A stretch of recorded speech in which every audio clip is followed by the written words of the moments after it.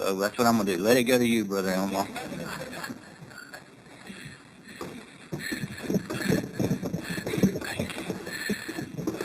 Nice Watchtower lesson. Nicely conducted, too. Very good.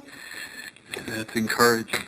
I'll tell you, there's something beautiful about the brotherhood that we get to experience. Yeah. See your eye.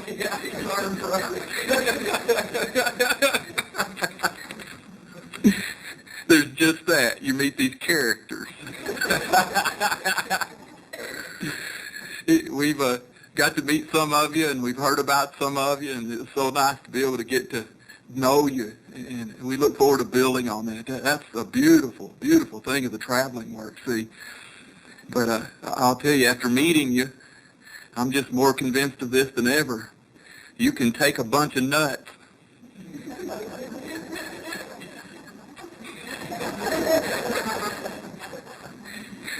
a few other ingredients and make a beautiful cake.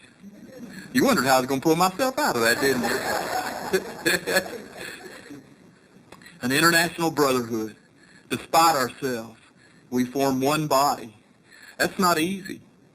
You really think about it, we have to work at that. And especially do we have to work at it because of what James says, in our imperfect state, over the tongue, we just say things that we just simply wished we would not say. And then on top of that, as humans, we have a tendency to take that and we become upset, we become irritated. It's really interesting. Have you ever heard the phrase, in one ear and out the other? That's not true. You know why? As you well know, and we have been learning, the brain absolutely records every single thing that's said and done. And then years later even, something can be said, and our brain will go back in and we'll pull that file back up. But now, what can happen is it can take one very small item, a negative, a very small negative, and it can sit on it and pet it, and something happens. It's very much like the silver-leaf maple in Arkansas. You have those out here, they tell me. When it rains, the leaves will turn up, and you have this silver glint to it, and it's beautiful. And you think, well, I'd like one of them in my yard. No, you don't. If you have one, you've got 30. And you know what happens? The roots, in this case, grow top to the ground, and so they'll head for water like any root, but because it's running in that shallow area, it'll run right into your foundation and just break it down. And you've seen some homes that are leaning over, and it's because of that. Or they'll go into your septic system and just destroy it. And you know what that means, don't you? See? So I can remember my father planted a couple of those and thought, well, we wanted those. And then I remember clearly the entire day it took to root every single one of those things back up. It was a job.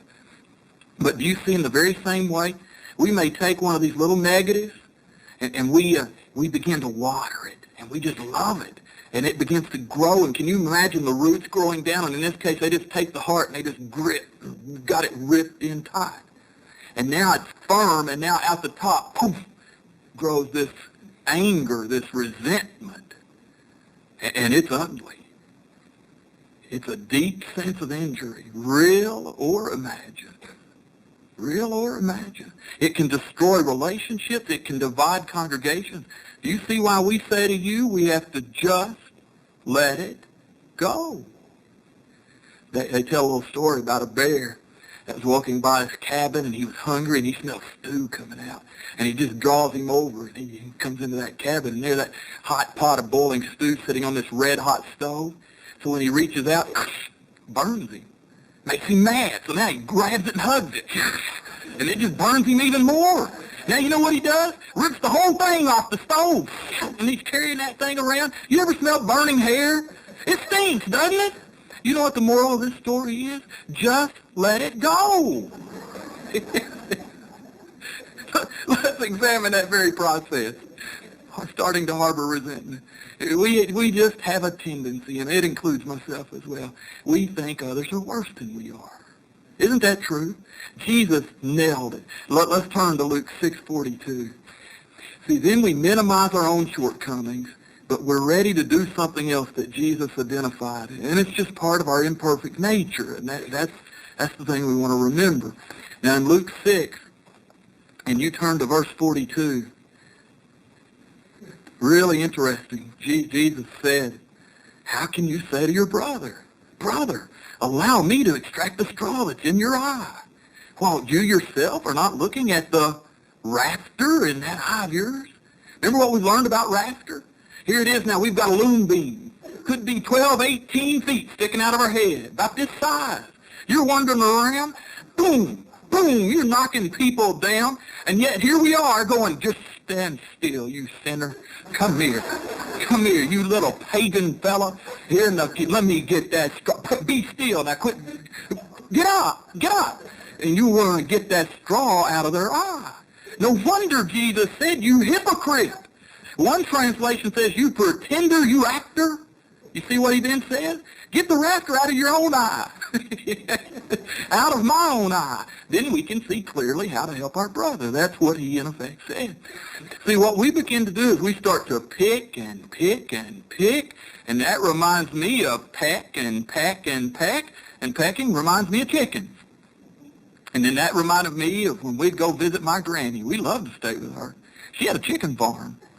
And you'd go out and you'd open that gate, and here in this L-shaped ranch style was the chicken barn, and we'd gather eggs. We thought that was the best. We thought we were wealthy getting to do that. Now here one morning, we come out and we run immediately. There's a chicken down, and it's dead. Its whole head just bloody. And Granny, how in the world did that happen? Is that fox been hanging around? No. Coyote got in here. We heard a coyote. No. Well, what happened? She said, you remember the little fella had the little black spot right up here? Yeah, Granny, is that him? Yeah. She said, you know what happened to him? His own kind pecked him to death. We were astounded by that. Other chickens pecked him to death. Literally pecked him to death. Now here we are, we're picking and we're picking and we're picking and we're pecking and we're pecking our own kind. We're all on the same side. See? And what can literally happen? We could peck one of our fellow believers literally to death. Do you see why we say to you, just let it go? Now, because it's an animal-like trait, we have to imitate one who does not harbor resentment. Now, does Jehovah harbor resentment? Yes, he does. No, he doesn't, does he? Does he get resentful? Yes, he does. Nah, you go, okay, you got it right now. That's right. Psalm 103:9 says that Jehovah does not keep resentful. That indicates that he becomes upset with us. He even becomes resentful. Can you imagine that? But what's the key? Even God Almighty himself does not keep resentful. Even he himself just lets it go, and he forgives us in a large way. Now, that forgiveness now becomes contingent. The two are tied together. You cannot separate them on the fact that we too must learn to just let it go as well. Our very survival is dependent upon that fact. Now, if we want to discuss this thought about not being quick to take offense. See, we have to be careful to not get ourselves upset so quickly. Now, we understand this, please. For some it's easier than others.